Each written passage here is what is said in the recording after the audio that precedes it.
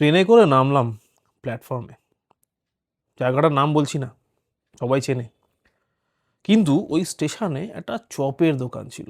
Outstanding chop বানাতো, outstanding.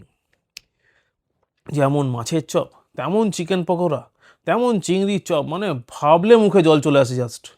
সেদিন নেমে ওটাই ভাবলাম যে আগে একটু চপ খেয়ে নিই, মানে আগে পেটটা পুজো করে নিই। কারণ এখানে এসে যদি একটু মানে ননভেজ চপই না খেলাম, তাহলে এখানে আসার মাহাত্ম্যটা কী রইল। এটা ভেবে চপের দোকানের সামনে গেলাম। চপের দোকানে একজন অবাঙালি ভদ্রলোক, আগে একজন বাঙালি থাকতেন, হয়তো কর্মচারী রেখেছেন সম্ভব। বললাম, দাদা একটা চিকেন পকোড়া দেবেন, একটা চিংড়ির চপ দেবেন, একটা ফিশ কবিরাজি থাকবে, কিছু একটা থাকলে ওটা একটা দেবেন। ভদ্রলোক বলছেন, अरे बाबू कैसा दे, ये तो नहीं हो सकता। काहे के लिए हम जो है अभी सब वेज बनाते हैं। आपको अगर भेज उज कुछ खाना है, भेज चॉप वगैरह कुछ, तो बताइए, हम वो तो आपको ज़रूर ही देंगे। समझे ना?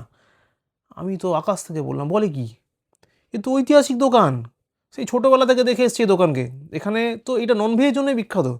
আমি উল্টো পাঁচটা প্রশ্ন করলাম, দাদা এখানে তো আগে এগুলো ভাজা হতো, মানে মাছ মাংসের চপ এগুলো পাওয়া যেত, খুব ভালো হতো সেগুলো, মানে ছোটোবেলা থেকে খেয়ে আসছি।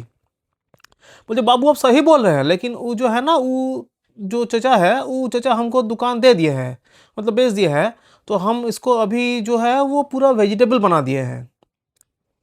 ভাববেন, এটা ওই পার্টিকুলার স্টেশনটা স্টোরি এরকম নয়, এটা এরকম অনেক জায়গা স্টোরি, যেখানে আগে বাঙালিরা ছিল, বাঙালি আধিপত্য নিয়েছিল, বাঙালির চাহিদা নিয়ে বেঁচেছিল। সেখানে আস্তে আস্তে বিভিন্ন জায়গা, আমি কাউকে পার্সোনালি হিট করছি না, ডোন্ট টেক ইট আদারওয়াইজ, অবাঙালিরা এসে আমাদের যে ঐতিহ্য, আমাদের যে সংস্কার, আমাদের যে চাহিদা, আমাদের যে স্বপ্ন, সব আস্তে আস্তে ভুলিয়ে দিচ্ছে। মানে কি হয়, প্রথম হয়তো কেউ একজন এসেছিল, আরে আমি এর আগের ভিডিওতে বলেছিলাম, যারা দেখেছেন বোঝদা বাঙালিতে, কেউ প্রথম হয়তো কোনো অবাঙালি এসছেন, এবার এসে উনি একা কাজ করেছেন, কাজ করতে করতে উনি ওনার বাড়ি থেকে লোক নিয়ে এসছেন, এরকম সেই বাড়ির লোক এসে তার বন্ধুকে নিয়ে এসছে, এই করতে করতে করতে করতে ওদের একটা আলাদা কমিউনিটি তৈরি হয়ে গেছে।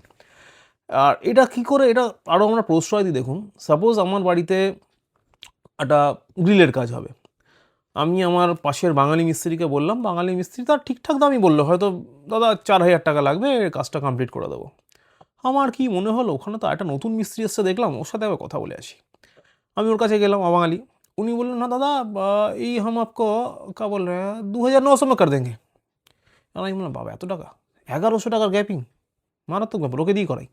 এই করতে করতে ঠিক এই ঘটনাটাই, মানে আমি একটা পার্টিকুলার গ্রিলের এক্সাম্পল দিলাম, কিন্তু এই ঘটনাটাই বিভিন্ন সেক্টরে হচ্ছে। এই করতে করতে করতে করতে আমরা আস্তে আস্তে ওদের প্রতি নির্ভরশীল হয়ে পড়ছি, আর যখনই নির্ভরশীল হয়ে পড়ছি, আস্তে